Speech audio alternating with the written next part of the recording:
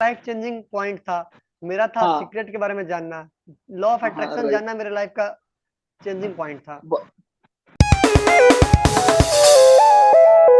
यही बस लगता है कि इंटरेस्ट जो मेरे है। सुनाई दे रहा है? हाँ बोलिए। मेरे को तो ऑनेस्टली हाँ यही हाँ लगता है कि पूरे पूरे बोलिए बोलिए। प्रिपरेशन के टाइम में पूरा सबसे बड़ा दिक्कत हो जाता है keeping yourself motivated for the last. मतलब अपने आप को तुम लास्ट डे तक यही। मोटिवेटेड रख पाओ ना पॉजिटिविटी के साथ, सो शायद हाँ you have achieve the biggest thing in life. हाँ तो बस बस ये लॉ लॉ ऑफ सी यही चाहिए। और यहीं पर गेम हाँ आता लॉ है, लॉ ऑफ अट्रैक्शन का। एग्जैक्टली, तो यहीं पे law of attraction becomes more relevant.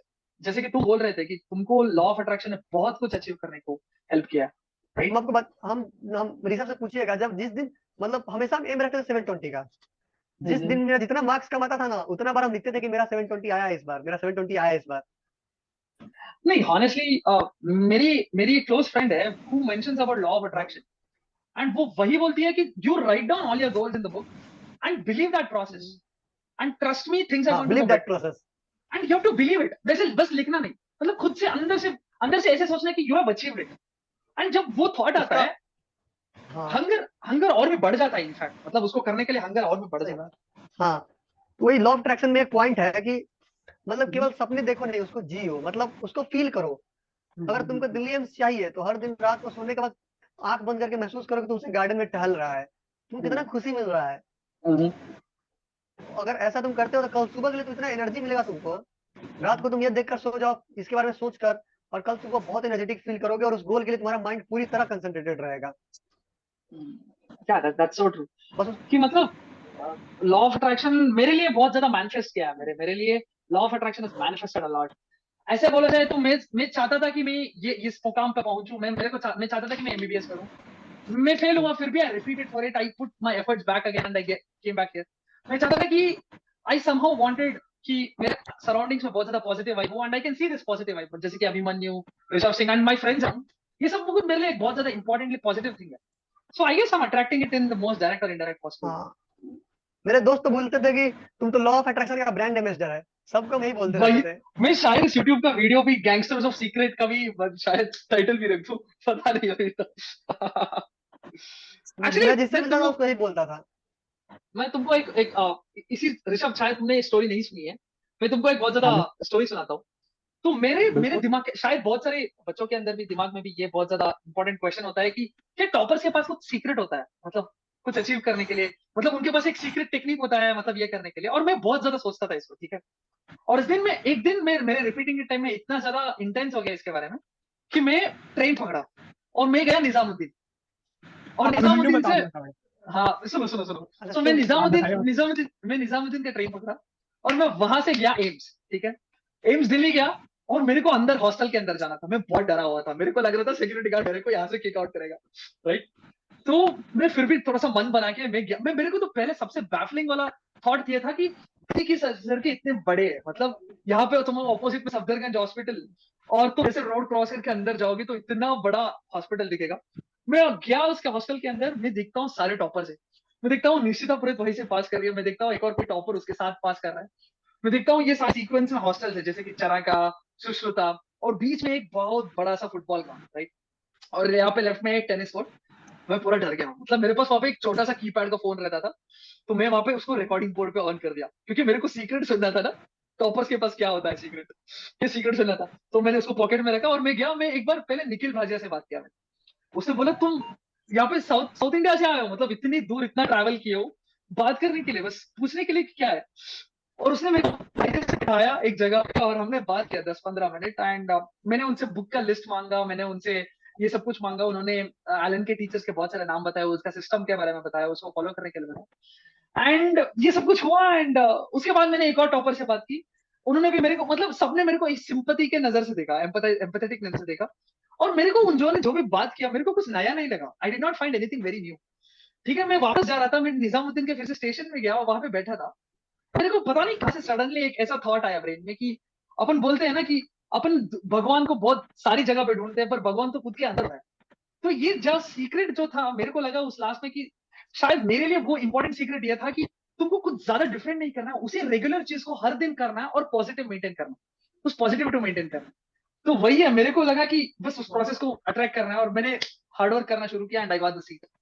बस या this is my back story कि मतलब वो मेरा हाँ, सीक्रेट जिस था तरह शायद। आपका वो आपका लाइफ चेंजिंग पॉइंट था, मेरा था हाँ सीक्रेट के बारे में जानना, लॉ ऑफ हाँ अट्रैक्शन राइट। जानना मेरे लाइफ का चेंजिंग पॉइंट था। एंड वहां पे ऋषभ मैंने जो का बुक शायद। किया है ना, हाँ भैया आपके लाइफ से मतलब वही consistency this things that's going to matter if you want exactly to. Exactly exactly. आपसे और मतलब हाँ ये अभी एक मैं चीज वही अब, सीखने को मिली। अभी मैं नहीं कुछ बोल रहा था। वो बोलो एक भाई। थॉट है ना, टॉपर मतलब जो टॉपर्स होते हैं वो do not do different things, they do things differently. Right right भैया राइट एक और दिस। लाइन है स्वामी विवेकानंद की, एक लाइन थी, don't search player outside your goal. This line really helps me a lot in my journey. Don't search player outside your goal. मतलब ये line sir अपने आप में मतलब बहुत बड़ी लाइन है, क्या है बोलो भैया। एग्जैक्टली मतलब तुम जिस चीज को चाहते हो उस चीज से तुमको जब प्लेजर मिल उसके जाए अंदर तो प्लेजर देन यू तो देन उससे दैट बड़ा मींस यू कुछ हैव नहीं हो अचीव्ड सकता है। एवरीथिंग। दैट हाँ राइट राइट। ये सब मैं ये हम अपने लोग ये वाला जो कोट है हम लोग बैठ कर खोजा करते थे नेट पर, हम लोग एक दिन मिला था, बहुत अच्छा लगा था डोंट सर्च प्लेयर रात को। Outside your goal. और रामधारी सिंह दिनकर जी का कविता पढ़ा करते थे। हम लोग मतलब जब भी मतलब हाँ पढ़ लिया, अब लग रहा है कि थोड़ा बोर फील कर रहे हैं, तो हम लोग यही कोट वगैरह पढ़ा करते थे। पोएम वगैरह भी हम लोग साथ में पढ़ा है। और भैया हम लोग हाँ, यहाँ तक ये जामिन वगैरह भी किया है। अभिमन्यु तो मतलब गिटार इतना अच्छा बजाता है, क्या है बोलो। Oh Abhimanyu is a master of hobbies actually. जामिन वगैरह भी वो किया साथ में। Abhimanyu हाँ sings very well. Abhimanyu plays the guitar very well. Abhimanyu reads a lot of comics. And Abhimanyu is a great PUBG player, by the way. Apparently. मेरे को एंड मेरे को तो ये पता चला है कि अभिमन्यु मतलब ही एग्जाम से 6 महीने पहले बस पबजी ही खेलता था फ्री टाइम में। हाँ बिल्कुल। हम तो हर दिन टेस्ट दे के आते थे, ऋषभ का फोन लेकर पबजी खेलते थे, ऑनेस्टली मतलब लेकिन लिमिट में खेलते थे। मैं जब तुम लोगों को लोगों को जब देखता हूँ तो एक इंग्लिश में बोलते हैं कि टीम वर्क से बहुत कुछ बदल सकता है and I can see that. तुम लोगों ने एक टीम जैसा वर्क किया डायरेक्टली और indirectly which made a lot of things possible, जैसे कि एंजॉयमेंट, जैसे कि studies together. This made a lot of changes, right? Network है बिल्कुल भैया, अभिमन्यु का तो पता नहीं, लेकिन हाँ। तुम्हारा है? Right right. अभिमन्यु शायद रिकनेक्ट। हेलो। हेलो अभिमन्यु हो उस तरफ? ठीक है। हाँ राइट राइट राइट ओके, वो आ जाएगा, थोड़ा सा टाइम में हेलो कनेक्टिविटी सही हो जाएगा। हेलो। अभिमन्यु तुम्हारा वीडियो थोड़ा सा ब्लर आ रहा हाँ भैया, मैं बोल रहा था ना।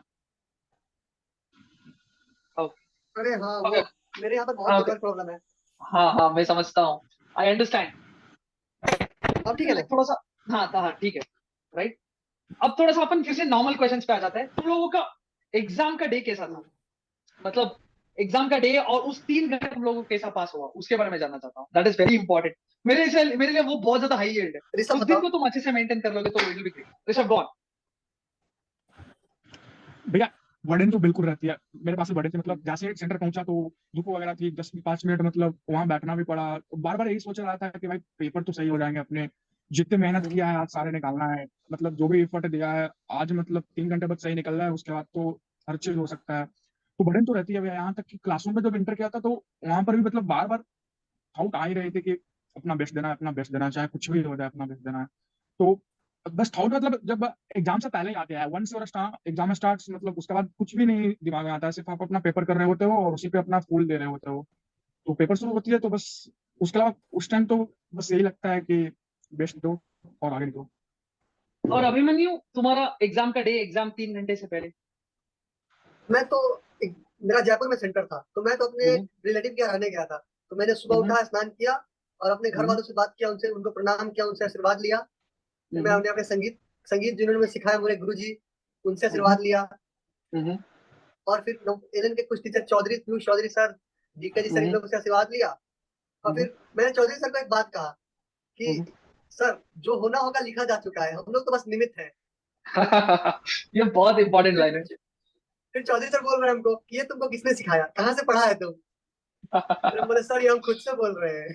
तो फिर बोले बहुत बढ़िया बेटा, यही सोच कर जाओ कि जो होना है वो हो चुका है, वो लिखा जा चुका है, उसको कोई बदल नहीं सकता है। बस तुमको जगह करना है वो काम, तुम बस करने जा रहा है, वो तो चुका ही है। वो ज्यादा ही स्पिरिचुअल हो गया था उस दिन, पूजा वगैरह कर लिए थे। तो फिर स्पिरिचुअल उसके होने बाद से हम नीट अच्छे का एग्जाम मार्क्स देने आते गए। हैं। Everyday times. हाँ थोड़ा हार्ड पेपर था, थोड़ा लगा हार्ड पेपर, बट मेरे दिमाग में वही चीज घूम रहा है, ये तो होना ही था, ये तो लिखा जा चुका है, हार्ड पेपर आना ही था, मेरे हाथ में नहीं है, हमको बस करना है आराम से।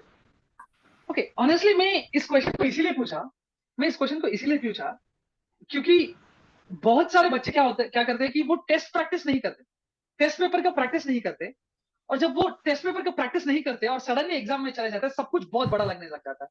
तो क्योंकि तुम हाँ लोगों का टेस्ट पेपर का प्रैक्टिस था, शायद तुम लोगों को प्रेशर थोड़ा सा कम हुआ था। मैं ये मानता हूं कि तुम जितनी ज्यादा टेस्ट पेपर प्रैक्टिस करोगे, रिवाइज करोगे, उससे गलतियों से सीखोगे, उतना तुम्हारा फाइनल एग्जाम बहुत सही जाएगा। दैट इज मेरा मानना, मतलब मेरे एक्सपीरियंस की वजह से।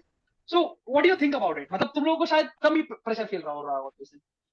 भैया प्रैक्टिस का तो कान है, हाँ बट जैसे हम बोले ना, मेंटलिटी से होना चाहिए, जैसे हम ये सोच करके कि हार्ड पेपर आया है तो ये तो आना ही था, तो मेरे अंदर कोई राइट। प्रेशर ही नहीं है, मेरे ऊपर कोई बिल्ड नहीं हुआ प्रेशर कि ये कैसे आ गया, ये कितना hard, तो आना ही था, और मेरे राइट। हाथ में नहीं है।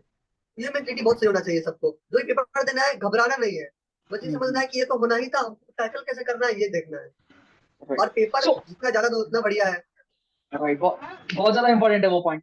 मतलब कि डिफिकल्ट आ गया तो सबके लिए डिफिकल्ट होगा, तुमको थोड़ी ना डिफिकल्ट होगा। तब तो बस तुम्हें कुछ ही लोगों से कॉम्पीट करना है, मतलब जो बहुत ज्यादा डर गए वो तो छोड़ ही देंगे पेपर को। तो तुम्हें ऐसा सही नहीं सोचना है कि ये that's a very important thing I guess, right.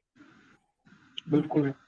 मैं एक्चुअली एक और क्वेश्चन पूछना चाहता हूँ दोनों से, मतलब आई वांट टू नो, कभी कभी दिमाग में ऐसा थॉट आता है, मतलब मेरे को भी आता था कि वो क्या फैक्टर है जो मेरे को 16 लाख पीपल से, मतलब 16 लाख पीपल जो लिखते हैं उससे मेरे को डिफरेंट करेगा। क्या तुम लोगों को ऐसा कुछ क्वेश्चन आया है ब्रेन के अंदर, तुम लोगों ने कुछ सोचा है उसके बारे में? मैं तो मैं तो हर दिन टेस्ट दे के आता था, फिर देखा इसका टॉप कर गई है, फिर हम रिजल्ट डिस्कस करता था कि भाई क्या है, क्या डिफरेंस है, इस डिफरेंस को फिगर आउट करना है, ओके। दया कुछ तो गड़बड़ है। दया कुछ तो गड़बड़ है ऋषभ, कुछ तो गड़बड़ है ऋषभ। नहीं, पर तुम लोगों को आज एग्जाम के बाद कुछ लगता है कि जो कुछ कुछ तो था जो तुम लोगों को थोड़ा सा डिफरेंशिएट कर चुका? Do you think there is something? हो तो you could mention about that. कि मतलब मेरे को तो डिफरेंट लगता होगा। है मतलब शायद वही है, कुछ नहीं, बस कंसिस्टेंसी लगता है अल्टीमेटली जाके, बस consistency is everything. Consistency is everything, ये वो तो आपके लाइफ से ही मतलब हाँ आपने अभी राइट, जाके बोला था। Exactly, consistency is the thing that's right. चलो लेट सो ये नीट का पेपर के ट्रेंड में कुछ चेंजेस आए हैं, उसके बारे में कुछ बात करते हैं अपन। कि मतलब इस बार तो बहुत सारे असर्शन रीजनिंग आ गए थे, और ऐसे डायरेक्ट स्टेटमेंट। ऑब्जेक्टिव क्वेश्चंस नहीं था। तो उसके बारे में क्या बोलना चाहोगे अभिमन्यु? भैया या Rishabh let's start with Rishabh this time. Question मतलब जैसा भी हो, क्वेश्चन थे डायरेक्टली इनडायरेक्टली एनसीईआरटी लाइन से ही थे, क्वेश्चन जैसा भी हो राइट इनडायरेक्टली। नीट मतलब एनटीए ने ऐसा माना कि मतलब इस बार पेपर के लेवल बढ़ाते हैं ताकि मतलब कंपटीशन मतलब कमे, और जो अपर मार्क्स मतलब हमेशा जाते हैं एक मार्क्स पे उतने बच्चे रहते हैं रैंक, तो उनको डिफरेंशिएट करना इजीली नहीं होता। तो उन्होंने राइट ऐसा तो सोचा था, लेकिन पेपर डायरेक्टली एनसीईआरटी बेस्ड है। तो मैं तो ये बोलूंगा भाई, पेपर कैसे भी आए, जितने भी आड़ो एनसीईआरटी के लाइन से आने वाले हैं, स्टेटमेंट हो, एसएसएन हो, रीजन हो, कुछ भी हो। और रही बात, राइट हम लोग की तो ज्यादा प्रैक्टिस भी नहीं थी एसएसएन, रीजन और स्टेटमेंट के क्वेश्चन के, लेकिन फिर भी we give our best. Right right right. मैंने तो अभिमन्यु? पूरे 2 साल में मैंने 2 साल में एक भी एक्सरसाइज सॉल्व नहीं किया था, वाओ, मैंने कभी किया ही नहीं था। That's so funny, that's so funny. Okay. बस बस मैंने एनटीएससी दिया था 10th क्लास में, तो मुझे पता था कि सर्च इंजन होता क्या है, उसको करना है, बट मुझे कुछ पता नहीं उसके बारे में और कुछ नहीं, लेकिन मेरा एक भी सर्च इंजन गलत नहीं हुआ इस बार।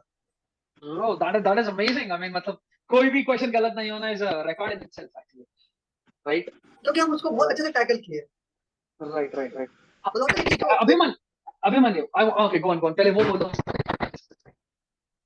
नहीं, जैसे उसको टैकलिंग करने आना चाहिए कि पहले छोटे, जैसे वार नहीं होता है तो पहले सबसे कमजोर कमजोर को मारा जाता है लड़ाई में। इसी क्वेश्चन पे अपन आते हैं। पहले ऋषभ, तुम बताओ तुम्हारा पेपर का अप्रोच कैसा था? जैसे कुछ लोग होते हैं जो इजी क्वेश्चंस को अटेम्प्ट कर लेते हैं, उसके बाद डिफिकल्ट क्वेश्चंस को लगते हैं। कुछ लोग होते हैं नहीं यार मैं ए बी सी करूंगा, मैं पहले ये करूंगा उसके बाद बी करूंगा उसके बाद सी करूंगा।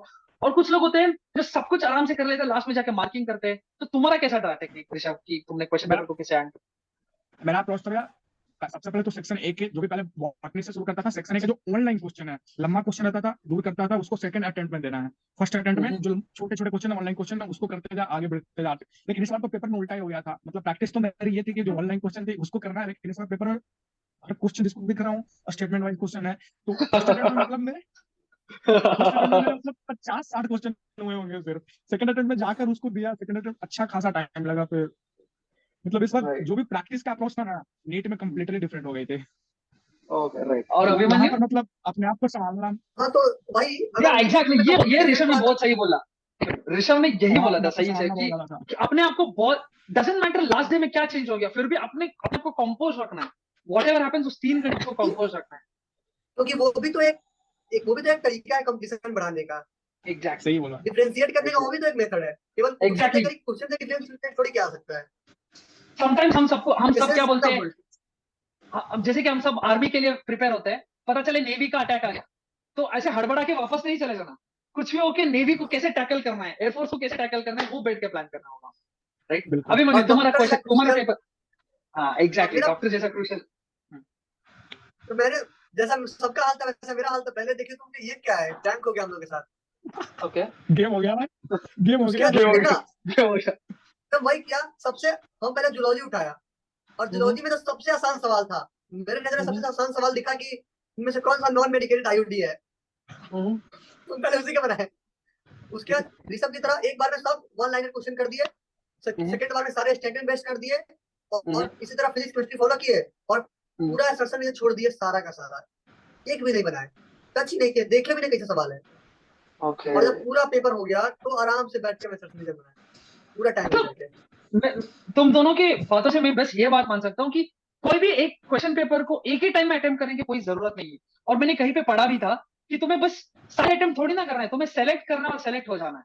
मतलब हाँ सेलेक्टिवली कितने क्वेश्चन चाहिए उसी को सेलेक्ट करना है, उसके बाद सेलेक्ट हो जाना है। तुम्हारा कंपटीशन बस उन बच्चों से है जो सेलेक्ट नहीं कर रहे। तो तुम्हें ज्यादा ये नहीं सोचना है कि मेरे को सारे क्वेश्चन अटेम्प्ट करने हैं। तो क्वेश्चन को मल्टीपल राउंड्स में अटेम्प्ट करना एक बहुत इंपॉर्टेंट पॉइंट हो जाता है। और play the easy game, easy easy easy easy, उसके बाद हार्ड हार्ड हार्ड हार्ड, उसके बाद तो वो थोड़ा सा that will help I.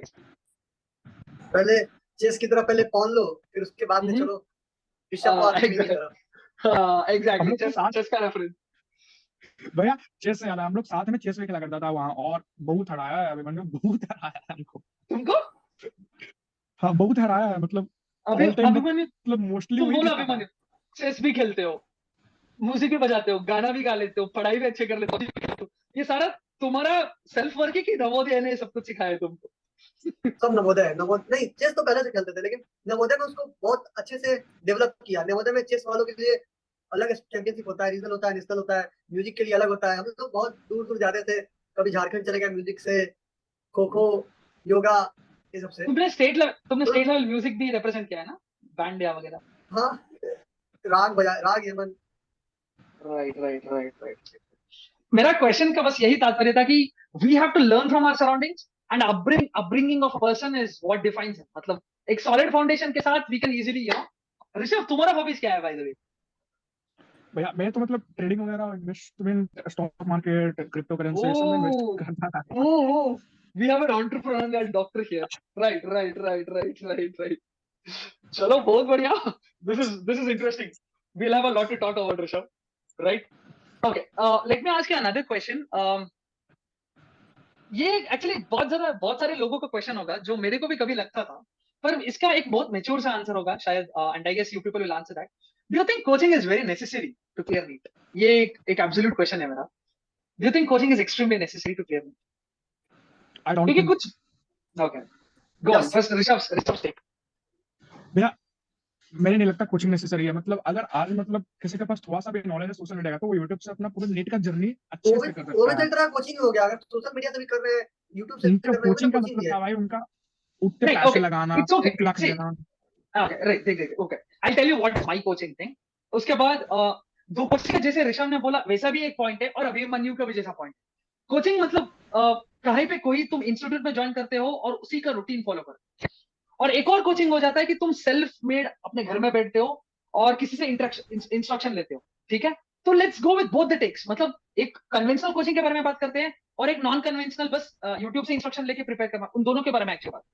So Rishabh let's start with you. भैया मेरे तो लगता है मतलब नॉन कन्वेंशनल कोचिंग से भी नीट में इजिली 630 690 किए जा सकते हैं। और ऐसा नहीं है बच्चे नहीं किए हैं, मतलब इस बार इंटरव्यू वगैरह भी आया है, मैंने देखा भी है, बच्चे ने किया भी है। सिर्फ यूट्यूब से पढ़कर 690 तक नीट में स्कोर किया है। यूट्यूब पे इतने फ्री मतलब मटेरियल अवेलेबल है, बस किसी को अच्छा नॉलेज होना चाहिए, कैसे यूज करना है, कैसे यूटिलाइज करना है। एनसीईआरटी को जितने बार पढ़ो उतना सही है। और टेस्ट मोर देन कोचिंग, मतलब टेस्ट मटेरियल, आप टेस्ट मटेरियल उसको फॉलो कर रही है अच्छे से, टेस्ट सीरीज वगैरह जो बोल रहा हूँ मैं। राइट राइट कोचिंग ओके आपको एग्री नेट करते पे हैं जो सबके साथ, इस क्या? बात पे मैं ओके एग्री है, हाँ अभी मैंने कुछ बोल रहा था एग्री कौन करते हैं सबके साथ। हाँ और हम लोग ऐसे भी हाइब्रिड, हम लोग हाइब्रिड ही पढ़े हैं, हम लोग एग्जैक्टली यूट्यूब वो यूज किया है। और हम लोगों ने कभी एलन को उतना स्ट्रिक्टली फॉलो नहीं किया। ऋषभ से पूछिए, मेरा सारा का सारा एलन का बुक न्यू है, कभी पढ़ा ही नहीं, एनसीईआरटी कल पढ़ते थे हम लोग। क्या बात, मेरा भी वैसा ही, मतलब अभी पीवाईक्यू छोड़कर, अभी एक्सरसाइज क्यों अभी छोड़ हमसे दिया। रिटर्न कर लेगा तो हम ले जाकर दे देंगे एलन को। राइट राइट राइट सो तुम मतलब मेरे हिसाब से इसका मैच्योर आंसर जो मैं समझता हूँ एंड तुम लोगों ने जैसे बोला हाइब्रिड मेथोडोलॉजी इज बेटर मतलब एक स्ट्रिक्ट डिसिप्लिन होना चाहिए जिसे तुम्हें 100% फॉलो करना चाहिए एक थोड़ा सा गाइडेंस की जरूरत है जो तुम्हें कहीं से भी मिल जाए तो ठीक है चलेगा पर इंपॉर्टेंटली टेस्ट सीरीज इंपॉर्टेंट हो जाता है और एक अच्छा सा ग्रुप एक पीयर ग्रुप बहुत ज्यादा इंपॉर्टेंट हो जाता है प्रिपरेशन के लिए this is what my mature answer अब ये पीयर ग्रुप तुम्हें अपने कोचिंग में मिलता है कोचिंग में नहीं मोहल्ले वाले के बच्चे तुम लोग हर दिन लाइब्रेरी जाते हो हर दिन क्वेश्चंस डिस्कस करते हो बस अपने आप को एक स्ट्रिक्ट रूटीन में मेंटेन करते हो that is up to you totally up to you पर एक coaching as a whole is और नॉट अ कंप्लीट नेसेसिटी नहीं नहीं, सबसे इम्पोर्टेंट है एनसीईआरटी। हाँ एग्जैक्टली सबसे एक मतलब हम बाइबल, कितना भी बोल रहे बाइबल एनसीईआरटी क्यों को नहीं? शायद कोई डिफिट बाइबल बाइबल कंप्लीट मतलब बाइबल हमारे चौधरी सर बोला करते थे कि एनसीईआरटी देवताओं द्वारा लिखी हुई किताब है, कल उसको अभिमन्यु मेरे को एक तुम और पढ़ बात भी लिया बोल तो अमृत तो मिल रहा जाएगा तुमको। कल तो मेरे को अभिमन्यु एक और बात भी बोल रहा था कि सर मेरे को कुछ एलन टीचर्स ने बोला है कि हम बहुत ज्यादा तो पढ़ा लेते हैं फिर आना तो एनसीईआरटी चाहिए तुम्हें एनसीईआरटी को सही से पढ़ना है अभिमन्यु यही बोल रहे थे और एक लाइन भी था एनसीईआरटी भैया, बोल एनसीईआरटी बोल जो तुम छोड़कर, एनसीईआरटी जो तुम छोड़कर जाओगे बड़ा पछताओगे। फिल्मी फिल्मी फिल्मी right right right right right right और ओके पीयर्स का बहुत योगदान है, मतलब अच्छे दोस्त मिलेंगे, अच्छा करेंगे। एग्जैक्टली मुझे कोई ऋषभ एंड अभिमन्यु मुझे कोई तुम फालतू लोगों का दोस्त नहीं डेडली मिला। मैं कॉम्बिनेशन दिख कोटा रहा है रहा, मेरे को मैं अभी कोटा रहा, फ्यूचर मुझे बस बाकी है। चार पांच ही दोस्त मिले। ये ऋषभ 636, आयुष कश्यप 671, गोपाल कृष्ण मिश्रा 681, तो सब पागल थे नीट के पीछे। नहीं मेरे को तो एक और बहुत ज्यादा इंपॉर्टेंट वाली बात करनी थी मेरे को पता चला कि अभिमन्यु जो था पहले तुम लोग एक दूसरे ही क्लास में थे जो एसआरजी बैच था ही नहीं और तुम लोग सडनली स्पेशल रैंकर्स ग्रुप में एंटर करते हो और मतलब वहां पे पूरा तहलका मच जाता है मतलब तुम लोग वहां से कुछ सीखना शुरू करते हो and that is a different new story मैं वो सुनना चाहूंगा नहीं अभिमन्यु तो ऐसा था कि मेरा मैं पहले उतने से पढ़ता नहीं था। मैं बताया कि मैं पहले एवरेज स्टूडेंट था, मतलब एवरेज में ही था, और मैं मतलब एवरेज के अपर लाइन पे रहता था। 600 के एवरेज पे मेरा मार्क्स था। मेरा क्यूमुलेटिव मेजर से पहले 80% था, एवरेज एवरेज मार्क्स 80% पे था। फिर मैंने सर से बोला कि सर थोड़ा मेरा मार्क्स कंसिस्टेंट तो रह रहा है, एसआरजी में कर दीजिए। तो फिर उन्होंने मेरा एसआरजी कर दिया। और फिर उसके बाद एसआरजी में गया, एसआरजी का लाइब्रेरी मिलता है एलन का, वहां पे बैठ के पढ़ते थे, और बाहर में टीचर लोग बैठे रहते थे, तो जब मन जाके डाउट पूछ लो तो ऐसे करते करते सारा डाउट क्लियर होने लगा। जो जहां पे फंसते थे क्लियर होते चला गया। जैसे जैसे डाउट क्लियर होते चला गया, रास्ता साफ होते चला गया। फिर सामने रास्ता एग्जैक्टली साफ दिखने लगा कि कहीं कंफ्यूजन नहीं आ रहा है, सब कुछ क्लियर है, क्रिस्टल क्लियर। वो एक बहुत बड़ा योगदान है। उन सभी सर का मैं थैंक्स बोलना चाहूंगा जो एसआरजी में मेरा डाउट क्लियर किए, पकड़ पकड़ के डाउट सॉल्व करवाए, उनसे परेशान कर राइट देते थे। Right right right right right उसके बाद मार्क्स को बूस्ट किया, डायरेक्ट 600 620 सीधे 695 गया मेरा, और फिर उसके बाद वही रह गया। राइट मेरा एक और क्वेश्चन है जो बहुत सारे लोग फेस भी करते हैं और जो मैंने खुद भी फेस किया जब अपन इस पूरे प्रोसेस 2 साल के पूरे प्रोसेस में फंस जाते हैं या चूज कर लेते हैं ना तब ओवर थिंकिंग की कैपेबिलिटी सुपर ह्यूमन नेचर आ जाती है तो तुम लोगों ने कभी ओवर थिंक किया या ओवर थिंक को तुम लोगों ने कैसे काउंटर किया है सो ऋषभ एक कॉमन सी बात है भैया, हम लोग के भी होते हैं, हम लोग भी इंसान है, ओवरथिंक बिल्कुल आती ही थे। हम लोग के जर्नी में आते थे कि ऐसा लगता था भाई 550 आ रहे हैं तेरे, क्या होंगे, कुछ हो सकता है, आगे बढ़ नहीं पा रहे हो, कंसिस्टेंट आ रहे हैं, मतलब कंटिन्यू 4-5 टेस्ट में सिर्फ 550 है, 570 है, मतलब अपने आप पे फिर सेटल आउट होने लगती है। तो वहां पर भी मतलब हम लोग फिर वहां पर सबसे अच्छे लगते हैं, बात कर लो किसी दोस्त से, प्रॉब्लम बताओ उसको। उस टाइम मतलब हम लोग फरवरी की बात है भैया, हम था अभिमन्यु, उस टाइम मेरे 550 थे और अभिमन्यु के 620 के आसपास आ रहे थे रेंज। तो मतलब डाउट अगर आती है, खुद पे डाउट आने लगती है कि भाई कैसे होगा, और ऊपर से मतलब इतने कर भी रहे हो मैंने, तो उसके बाद भी मार्क्स इंप्रूव नहीं हो पा रहे हैं। तो फ्रेंड्स वगैरह को बताते हैं, अभिमन्यु मतलब वहाँ काफी क्लोज फ्रेंड था, तो उसको बताया। उस टाइम अभिमन्यु कोटा में था और हम तो यही मतलब होम टाउन में ही था। तो अभिमन्यु काफी हेल्प किया है मतलब उसको संभालने में। राइट राइट राइट तो तुम लोग basically over Rishabh basically over thinking को मतलब खुद को कन्विंस करता था और दूसरों के साथ बात करके उस प्रेशर को निकाल लेता था अभिमन्यु हाउ अबाउट यू तुम कैसे मैनेज करते थे अपने ओवरथिंकिंग के प्रोसेस को? मतलब ओवर थिंकिंग, अगर मेरा जब तक मार्क्स नहीं आता था तब तो मैं अवॉइड करता था। जैसे कम नंबर आ गया तो फिर हम गेम खेलने चले गए, गेम खेल के उसको भूल गए। जिस तरह लोग डिप्रेशन में नहीं अवॉइड करता है शराब पी करके, उसी तरह हम भी एक अलग प्लेजर लेकर उसको भूलना चाहते थे, ठीक। ओके। लेकिन जब लास्टली एक बार मेरा 2-3 टेस्ट में मेरा 690 695 आ रहा था और एक टेस्ट में मेरा 650 आ गया, फिर तो थोड़ा दुख हो गया कि ये क्या हो गया। फिर तो हम ऋषभ से बात किए कि देखो भाई कैसे हो, फिर हम लोग साथ रहते थे, बात किए कि एकाएक ऐसे गिर जाएगा तो फिर ये तो बहुत खराब चीज है, मानो नीट में ही गिर गया मार्क्स, फिर क्या करेंगे। इस तरह रोलर कोस्टर नहीं होना चाहिए मार्क्स को, एक स्मूथ लाइन होना चाहिए। फिर वही मेरा क्या था, हम गए रूम में सो गए और लॉ ऑफ अट्रैक्शन डाउनलोड किए और उसको सुनना चालू कर लिए। तो मेरा यही था, बस जब भी मेरा दिमाग खराब होता था हम वही करते थे। उसके बाद एक ही लाइन सुनते थे, जो आप सोचोगे वही होगा। अगर आप निगेटिव हो रहे हो मतलब आप निगेटिव को अट्रैक्ट कर रहे हो, आप पे और कम जाएगा मार्क्स। तो मैं बाप रे बाप, अब निगेटिव नहीं होना है, चलो पॉजिटिव करते हैं। Nice nice nice. मैं एक और इम्पोर्टेंट सा क्वेश्चन पूछना चाहता हूँ कि तुम लोगों ने जब पेपर अटेम्प्ट किया, टाइम को कैसे अलॉट किया पेपर के लिए? मतलब जैसे कि बायो की यूजुअली कितना टाइम, मतलब तुम लोगों ने ऑप्शन वाइज ही किया, मतलब इजी वाला करते थे, पर तुम्हारा कन्वेंशनल कोई टाइमिंग था कि बायोलॉजी को इतने में यूजुअली कंप्लीट करना चाहिए, केमिस्ट्री में यूजुअली कंप्लीट, क्या वो एक टाइमिंग था? बिल्कुल था, मेरे लिए तो था भैया, मतलब बायो को 30 से 35 मिनट में कर लेना है, केमिस्ट्री को 45 मिनट देना, और जो भी बचा हुआ टाइम है फिजिक्स को दो, और जो भी लास्ट में बचा रिवीजन कर लेना। लेकिन नेट के पेपर में तो इस बार सब उल्टा हो गया था। राइट। और तुम यूजुअली मार्किंग लास्ट में करते थे पब्लिक? ओएमआर मार्किंग लास्ट में करता था। ओएमआर का तो हम लोग के पास प्रैक्टिस थी कि 10 मिनट में हम लोग पूरा ओएमआर कर लेता था, इतने प्रैक्टिस हम लोग किया था अच्छे से। Right right right. अभिमन्यु तुम्हारे साथ? मेरा बायोलॉजी 45 मिनट से 50 मिनट, केमिस्ट्री आधा घंटा 35 मिनट, और बाकी सब बचा फिजिक्स। और तो जैसे ये 2 से 5 में एग्जाम होता है ना, तो हम 4:30 तक पेपर कर लेते थे किसी तरह, 4:30। उसके बाद पूरा रिवाइज करते थे पेपर को, हर एक क्वेश्चन को एक एक बार, तब जाकर फिलअप करते थे। Right right right. ये कोचिंग के एंड में लास्ट में जो टेस्ट सीरीज आता है, हाउ इंपॉर्टेंट इज दैट? मतलब ये कोचिंग का ही नहीं है, तुम आराम से घर बैठ कर भी ये कोचिंग टेस्ट सीरीज ले सकते हो। वो टेस्ट सीरीज कितना मैटर करता है, कितना इंपॉर्टेंट होता है? वो जो माहौल मिलती है घर बैठकर, हो सकता है, बिल्कुल मानता हूँ हो सकता है, लेकिन जो माहौल मिलती है बाहर जाओ, उतने लोगों के बीच तुम पेपर दे रहे हो, अगल बगल देख रहे हो कि भाई उसका अभी ये कर रहा है पेपर, तो वो बहुत इंपॉर्टेंट है, वो मैटर करता है। एलन ने तो हम लोग को तो मतलब बाहर दूसरे सेंटर पे भी भेजा था, मतलब कोटा में जो स्कूल वगैरह थे, लोकल स्कूल, वहां पर भी एलन का सेंटर था। उसमें भी एक स्टोरी है। बताओ। उसमें एक बहुत अच्छा स्टोरी है। उसमें है कि हम लोगों ने एलन में बाहर सेंटर बहुत कम मिलता था, क्योंकि लीडर वालों और एचआर वालों को जनरली मिलता है, तो हम लोग हमेशा भाग के जाते थे दूसरे के सेंटर पे टेस्ट देने के लिए। हम लोग अपना खुद का मतलब टेस्ट छोड़ अपने देता था। सेंटर पे कभी टेस्ट नहीं देते थे हम लोग, जो सेंटर अलॉट होता था ना उस पर टेस्ट नहीं देते थे, हमेशा दूसरे सेंटर पे जाकर टेस्ट देते थे। क्यों? क्योंकि बाहर जाकर एग्जाम देने का एक्सपीरियंस हो।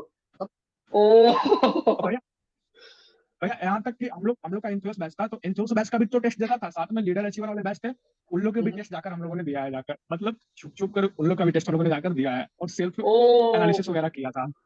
ओह, तुम लोगों ने तो पूरा मजा किया यार, तुम लोगों ने मतलब पूरा एंजॉय किया अपने प्रोसेस को, ऐसे पूरा आउट ऑफ द लाइन जाके, आउट ऑफ द प्रोसेस जाके। लाइब्रेरी में राइट। तो सो भैया लोग थे अचीवर के, तो उनसे पता मतलब चल जाता था टेस्ट वगैरह क्या है, किसी शेड्यूल का वगैरह। किसी का भी कार्ड उठा लो, जाओ टेस्ट देकर आ जाओ। मैं लाइब्रेरी हॉनेस्टली से आंसर नहीं आता था। मतलब तुम लोगों ने वो 3 इडियट्स में देखा है, रणछोड़ दास जो करता था, तुम लोग वही कर रहे हो। मतलब it's a natural stuff, it's not like तुम लोग किसी का इंप्लीमेंट कर रहे हो। पर ये रणछोड़ दास काम वाला तो तुम लोगों ने बहुत किया, आउट ऑफ द प्रोसेस जाओ, नहीं नहीं नहीं, आउट ऑफ द प्रोसीजर जाओ। मुझे तो मुझे तो वो रैंचो बहुत पसंद है। 3 इडियट्स तो मेरे लाइफ के लिए एकदम गजब चीज है, उसको तो हम हर साल एक बार देखते सबको ही हैं। पसंद है भाई, और सबको पसंद है 3 इडियट्स। उसको हम हर साल देखते हैं एक बार, राइट अरे उसका राइट कोई राइट कंपैरिजन नहीं है।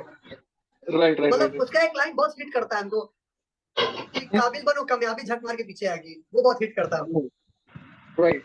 तो कामयाबी के पीछे मत भागो, काबिल बनने के बारे में कोशिश आगे करो। बनो। Right right. तो मैं एक और बहुत इंपॉर्टेंट सा क्वेश्चन पूछना चाहता हूँ कि what was the least marks you people got in your test series? Class हाँ भैया, क्लास तुम्हारे पूरे 11th में टेस्ट मेरे सीरीज। हाँ ओके, गो ऑन।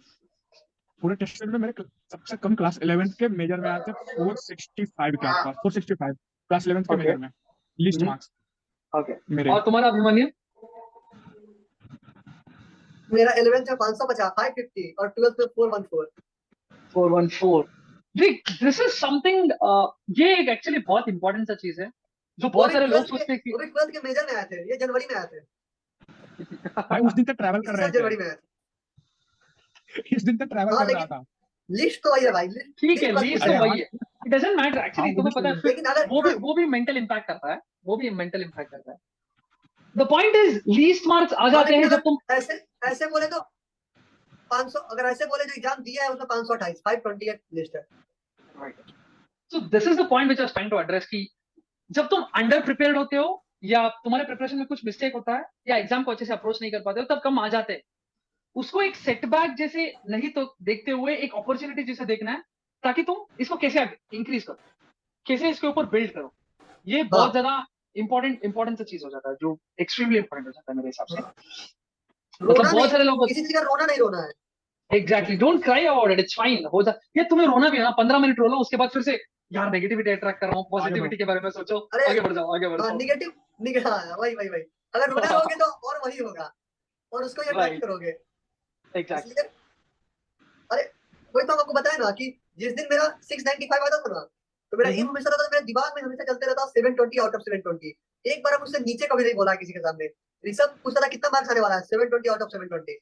फिर जब मेरा 695 आता था तो हम 15 बार लिखता था अपने कॉपी पर कि आज मेरा 720 आया है, आज मेरा 720 आया है, ताकि हम वो पॉजिटिविटी मेंटेन रखें अपने माइंड में। 690 पे 20 बार लिखते थे, 30 बार। नहीं ये देख एक्चुअली तुम ये जो बोल रहे हो ना शायद कुछ लोगों को बहुत सिली लगेगा पर let's kind of stay back and look at this.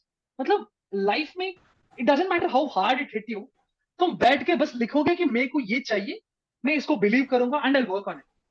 इस प्रोसेस को तुम 100% बिलीव कर दोगे ना तो चेंजेस डेफिनेटली आएंगे, डेफिनेटली तुम उसी थॉट प्रोसेस में सोचना शुरू करोगे। ये एक एक्सट्रीमली रिलेवेंट दिल्ली लगता है तो थॉट। लगने दो, दिल्ली एग्जैक्टली लगता है सिली। लगने दो। पूरा एलेन में कितना बच्चा मेरे पे हंसता था।